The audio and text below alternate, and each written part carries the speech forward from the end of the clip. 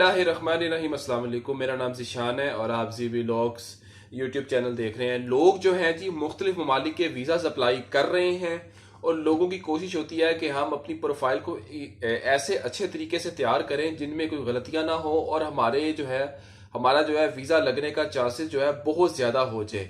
तो जी लेकिन इसके बावजूद भी जो क्लाइंट्स जो होते हैं उनसे गलतियां हो जाती हैं, और वो ऐसी कौन सी गलतियां हैं जिनकी वजह से आपका जो है वीज़ा रिफ्यूज़ हो जाता है। तो आज हम जो है जी आज की वीडियो में हम इन गलतियों का जिक्र करेंगे जो कि कॉमनली आपसे हो जाती हैं, ताकि हम इन गलतियों को पॉइंट आउट करेंगे ताकि आप फ्यूचर में ऐसी गलतियां संगीन गलतियां ना करें और आपका वीज़ा लगने के चांसेस तकरीबन ऑलमोस्ट 100% हो जाए। तो जी वीडियो जो है बड़ी अहम होने जा रही है उन लोगों के लिए जो कि फ्यूचर में शेंजन वीज़ा अप्लाई करना चाहते हैं। तो अभी तक अगर आपने हमारा चैनल सब्सक्राइब नहीं किया तो सब्सक्राइब कर लीजिए और घंटी के बटन को ज़रूर दबा दीजिएगा ताकि आपको तमाम वीडियोस का जो है नोटिफिकेशन मिल सके।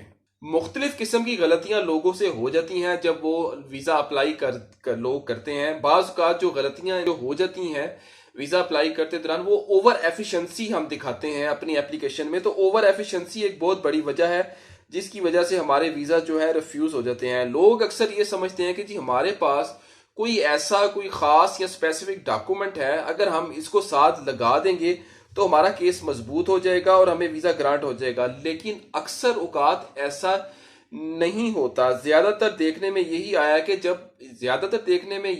है कि जब हम ओवर एफिशिएंसी का मुजाहिरा करते हैं तो हमारे वीज़ा ना ही सिर्फ रिफ्यूज होते हैं बल्कि हमें संगीन नताइज का जो है एम्बेसी की तरफ से सामना भी करना पड़ता है। तो आज की वीडियो में आपको मैं ऐसी इंपॉर्टेंट टिप्स बताने जा रहा हूं कि अगर आपने इन टिप्स पर अमल कर लिया तो आपका वीजा रिफ्यूज होने के चांसेस ऑलमोस्ट खत्म हो जाएंगे। सबसे पहली टिप और बात यह है, मैं आपको बताने जा रहा हूं कि जी आपने टू द पॉइंट बात करनी है, आपने टू द पॉइंट रहना है। देखें जी आपकी जो प्रोफाइल है, आपने अपने सियाको सबाक से हटकर एम्बेसी में या हाई कमीशन में अपनी जो है प्रेजेंटेशन हरगिज नहीं देनी। अक्सर लोग बड़ी गलती यही करते हैं कि लोगों के पास प्रॉपर्टी के डॉक्यूमेंट्स होते हैं और उन्होंने अब एफबीआर में शो भी करवाए होते हैं, लेकिन इसके बावजूद भी लोग इतने ज्यादा कॉन्शियस और कॉन्फिडेंट और कॉन्शियस होते हैं कि जी हमने अपनी प्रॉपर्टी के जो डॉक्यूमेंट हैं एफबीआर में तो शो करवाए हैं, लेकिन हमने साथ वीजा एप्लीकेशन के साथ अटैच भी करने हैं, अलॉटमेंट लेटर, अथॉरिटी लेटर।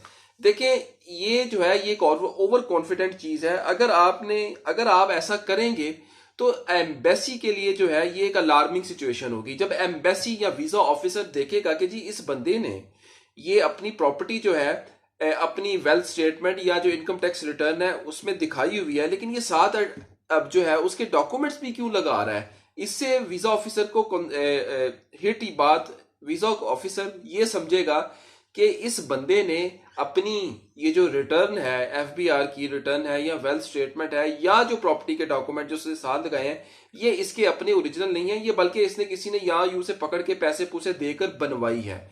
तो इस चीज से आपने परहेज करना है। ओवर एफिशिएंसी या ओवर कॉन्फिडेंट में आकर अपनी प्रॉपर्टी जो आपने एफबीआर पे शो की हुई है वेल्थ स्टेटमेंट में उसके डॉक्यूमेंट साथ अटैच ना करें, इससे वीजा रिफ्यूज होने के बहुत ज्यादा चांसेस होते हैं। अब दूसरी बात जो ये है कि लोग जो है इसके साथ साथ जो है अपनी वीजा एप्लीकेशन फॉर्म के साथ जो लोगों की जो लाइबिलिटीज होती हैं वो भी साथ लाइबिलिटीज के डॉक्यूमेंट्स भी जो है वो साथ अटैच कर देते हैं। मिसाल के तौर पर अगर आपने बैंक को कोई पेमेंट करनी है या बैंक से आपने कोई लोन लिया हुआ है या आपने कोई मोटरसाइकिल या कोई गाड़ी का लोन लिया हुआ है और आपकी किस्तें चल रही हैं, तो लोग करते क्या है कि अपनी पेमेंट का सारा शेड्यूल जो कि बैंक वाला होता है, जो गाड़ी लोन ली होती है या कोई भी चीज लोन ली होती है या कर्जा लिया होता है बैंक से, वो सारा उसका जो शेड्यूल जो है वो अपनी वीजा एप्लीकेशन के साथ अटैच कर देते हैं। तो ये जो पेमेंट्स के जो प्लान जो शेड्यूल जो आप साथ अटैच करते हैं ये पेमेंट्स आपने बैंक को या उन लोगों को जिनसे आपने ये लोन लिया होता है उन लोगों को आपने वापस करनी होती है, क्योंकि ये कर्ज होता है। कर्ज जो है कभी भी किसी चीज के लिए बेहतर नहीं होता और ना ही आपकी वीजा एप्लीकेशन के लिए। ये लोन जो होता है जो आप लेते हैं आप अपनी इनकम में से हर महीने उतार रहे होते हैं और ये चीज यकीनन आपके खिलाफ जाती है कि जी देखें इसकी मिसाल ऐसी है कि जी जब आप अपनी वीजा एप्लीकेशन फॉर्म सबमिट करवाते हैं, साथ आपकी बैंक स्टेटमेंट भी आपने अटैच की होती है। मिसाल है कि आपने क्लोजिंग बैलेंस शो करवाया 15 लाख या 20 लाख या 25 लाख जितना भी ले लें, और साथ आप अपनी लाइबिलिटीज अगर आपकी हैं, जैसे कार का लोन है या वैसे अगर आपने बैंक से लोन लिया हुआ है, तो वो भी आपने साथ उसके डॉक्यूमेंट्स भी लगा दिए।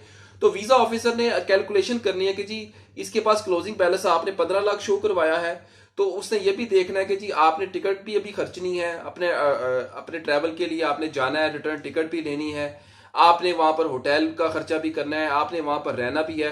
तो जब वीजा ऑफिसर देखेगा जी कि इसका अपने मुल्क में ये खर्चा है, जो कि एक बंदा फैमिली वाला बंदा होता है उसका वैसे भी खर्चा होता है, अपने घर बार उसने चलाना है, और जब वो ये देखेगा कि जी इसकी लाइबिलिटीज भी हैं, लाइक इसका हर महीने इतना लोन जा रहा है, मिसाल है 20,000 जा रहा है या 50,000 जा रहा है, और दूसरी तरफ गाड़ी का लोन भी जा रहा है, गाड़ी की किस्त जा रही है 20,000 जा रही है, 10,000 जा रही है, 15,000 जा रही है, तो वो ये चीजें भी जब कैलकुलेट करेगा तो in the end of the day वो ये कैलकुलेट करेगा कि इसके पास इतने सफिशिएंट बैलेंस नहीं है क्लोजिंग बैलेंस की सूरत में, तो वो आपका वीजा रिफ्यूज भी कर सकता है। तो आप जो है अपना ये जो अगर आप कोई लाइबिलिटीज चल रही हैं, तो आप अपनी लाइबिलिटीज के डॉक्यूमेंट्स काइंडली अपनी वीजा एप्लीकेशन फॉर्म के साथ अटैच ना करें, ये ही आपके लिए बेहतर होगा।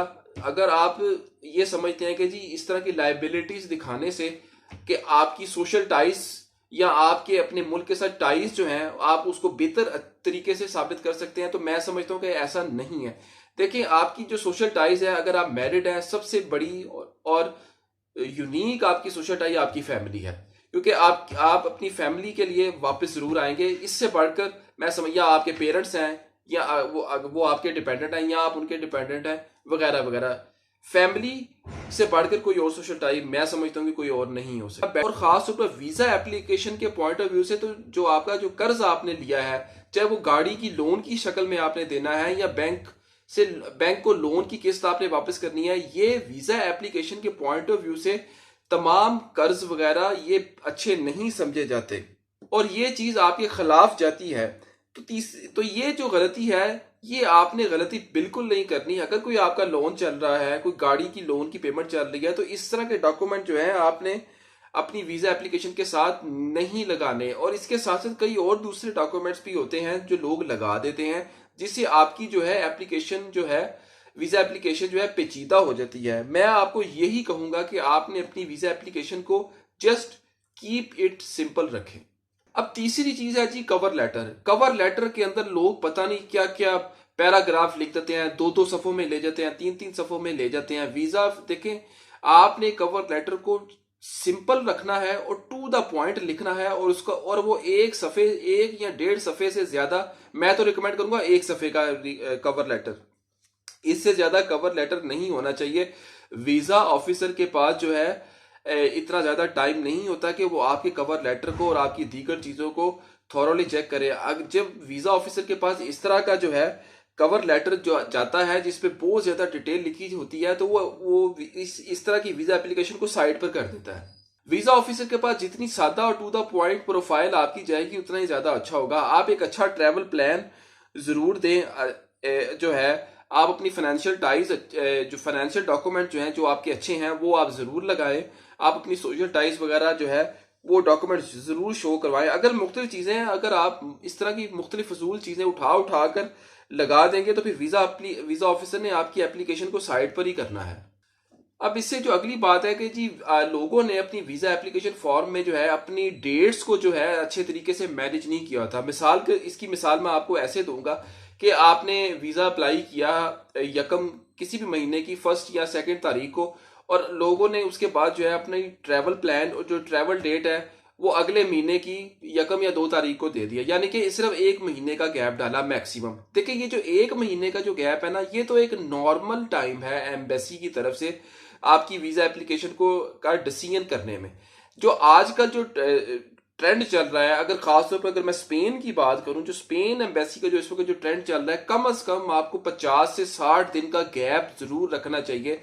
यानी कि अगर आप जो है 1 नवंबर को अगर अपनी एप्लीकेशन फाइल करते हैं, तो आपकी जो ट्रैवल डेट है वो आपकी होनी चाहिए 1 जनवरी के बाद की। तो इतना गैप आपने जरूर रखना है, जो आजकल का जो ट्रेंड चल रहा है। अब बाज़ औक़ात होता ये है कि लोगों के पास क्रेडिट कार्ड होते हैं और वो क्रेडिट और उनके जो क्रेडिट कार्ड की जो स्टेटमेंट होती है वो बड़े अच्छे तरीके से चल रही होती है और मैनेज हो रही होती है, लेकिन लोग अपनी वीज़ा एप्लीकेशन फॉर्म में अपनी क्रेडिट कार्ड की जो स्टेटमेंट है वो साथ अटैच नहीं करते। देखिए, क्रेडिट कार्ड जो चीज़ जो होती है वो आपको बड़ी वेरिफिकेशन के बाद मिलता है। बैंक ऐसे ही नहीं आपको क्रेडिट कार्ड दे देता। बैंक आपकी वर्थ को चेक करता है, आपकी फाइनेंशियल प्रोफाइल को चेक करता है, फिर उसके बाद बैंक फैसला करता है कि आपको क्रेडिट कार्ड दिया जाए कि ना दिया जाए। और जिन लोगों के पास क्रेडिट कार्ड होता है, इसका मतलब ये है कि ये चीज़ आपको वेरीफाई होकर मिली है। तो जो चीज़ें मुख्तलिफ किस्म की वेरिफिकेशन के बाद मिलती है, याद रखिएगा, एम्बेसी या हाई कमीशन या किसी भी मुल्क का आप वीज़ा अप्लाई करें, उनकी नज़र में ऐसी चीज़ों की वर्थ और वैल्यू ज़्यादा होती है। अक्सर लोग ये गलती करते हैं कि बैंक में पैसे अचानक रखवा देते हैं। देखिए, एम्बेसी ने आपसे पूरे 6 महीने की स्टेटमेंट मांगनी होती है और इस 6 महीने की स्टेटमेंट का मतलब ये होता है कि उन्होंने आपकी पूरा जो 6 महीने का जो टेन्योर है उसमें चेक करना होता है कि आपके हर महीने कितने पैसे इन हुए, कितने पैसे आउट हुए, आपने क्या एक एवरेज बैलेंस मेंटेन किया कि नहीं किया। इसमें यही चीजें चेक करनी होती है, तो आपने इस चीज का बहुत ज्यादा ध्यान रखना है। तो ये थी जी हमारी आज की वीडियो। उम्मीद है आपको पसंद आई होगी। मैंने तमाम ऐसी चीज़ें, कॉमन गलतियां और मेजर मिस्टेक्स भी कवर की हैं जो कि अक्सर औकात वीज़ा एप्लीकेशन सबमिट करवाते वक्त हो जाती हैं। अगर आप इन चीज़ों का ख्याल रखेंगे तो मुझे उम्मीद है कि आपका वीज़ा रिफ्यूज़ नहीं होगा। वीडियो आपको कैसी लगी हमें ज़रूर बताइएगा। अगर इस वाले से आपके ज़हन में कोई सवाल है तो आप नीचे दिए गए नंबर पर आप हमें व्हाट्सएप भी कर सकते हैं। बहुत शुक्रिया। अल्लाह हाफ़िज़।